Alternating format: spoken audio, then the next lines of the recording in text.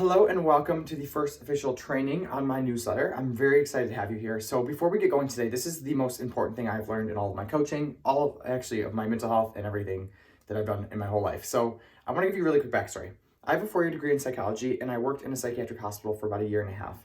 And I was on track to become a therapist, and I'm not anti-therapy, but the reason I became a life coach is because I initially believed that I went to therapy for something that wasn't really therapeutic. I was trying to figure out my life in a way that would be able to define my dreams and take action on them. And I actually don't think that therapy is the best container for that. So as a life coach now, I'm going to give you very applicable tools that don't use a clinical lens. So what that means is I'm going to see you as perfectly whole and worthy exactly how you are, because you are that way. And then I'm going to coach to that person. And you might think, well, Andrew, if I'm perfect and whole how I am, then why would you need to change me or give me any tools to change? Well, this is why, because human beings evolve. And I genuinely want every human being to have the most evolved version of their life that they choose is right for them. So for my example, I'm a life coach now. I have a business. This wouldn't have been something that I would have been not worthy without, but it's something that I wanted to live the biggest version of my life. So many people have dreams and they have overeating problems that are not clinical, and they drink more alcohol than they want on the weekends. It's not alcoholism, or they just want to go after a life that's bigger in what they think they want, or have healthier relationships. And I think that coaching in a lot of cases is better for those things. So today you're going to get my first little lesson.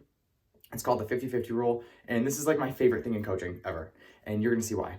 So one of the biggest things I learned very, very quickly when I entered the self-help world and the life coaching world, when I actually signed up for my certification, is that life is 50-50. And this kind of blew my mind because it was never anything I'd heard before. And keep in mind, I was working in the psychiatric hospital. I had a 4-year degree in psych at the time, at this time that I learned this, and I'd never heard this concept. So what does it mean life is 50-50? So life is always going to be 50% positive and 50% negative. So many of us are taught that we have to always be seeking happiness all the time. The pursuit of happiness is the goal. When we're not happy, then we can't live our life in a meaningful way, and we should always feel happy, and we should fake it and hide our emotions. And the truth is that half of life just kind of feels shitty. And we don't have to do anything about it. You know, so many times, especially in the clinical world, we're treating anxiety like it's a problem. And there is a level of anxiety where it does become abnormal. That's important to understand. But there's a normal amount of anxiety that we as human beings just experience is a normal part of the human experience. And the reason why our lives are so filled with anxiety when it's not clinical is because we're constantly pushing away against it as if something has gone wrong.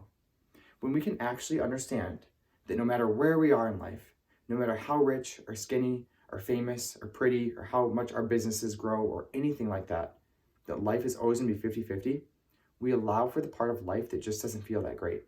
And the ironic part of that is that when you allow for life to have positive and negative emotion in it, your life becomes a lot more positive. And this is why. When we have 50% of negative emotion in our lives, automatically, when we have the negative and we push up against it, when you resist emotion like this, when you're trained and you're taught to push against negative emotion and try to act like it's not there, we end up creating a lot more of it. So we have this huge bubble of resistance on top of our emotion. And you'll know this is true. Have you ever had an emotion, and it works with positive or negative emotions like laughter or anxiety that you've pushed up against? You're like, I shouldn't be feeling this. Let's say, for example, I did this once. I was a news anchor in elementary school, and I thought something was funny, and I was pushing up against the funny. I'm like, no, this funny, yeah, I don't want to laugh, I don't want to laugh. And what happens when you push up against it, you end up laughing way harder. Well, the same thing happens with negative emotion.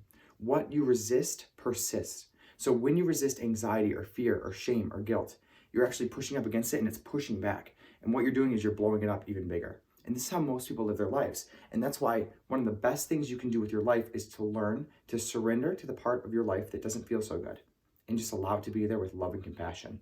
Because in the art of allowing negative emotion, your life gets a lot less negative. And another important thing to recognize is that when you are pushing against negative emotions, we're often doing things that creates more of it in the process. For example, a lot of people feel negative emotions and they overeat over those emotions. And when we overeat, not only are we creating more negative emotion, but then we have shame on top of it.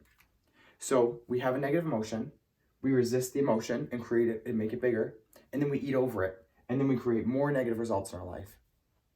When you learn to allow all emotions and just let them be there and be present and let them vibrate through your body so they can pass, your life becomes so much better, and you learn how to process negative emotions.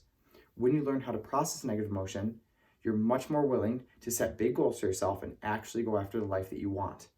Because it's not the fear of your dreams that stops people from actually living them. It's the fear of experiencing the fear that keeps people in small lives, in jobs they hate, and relationships they're not satisfied in, not going after their dreams.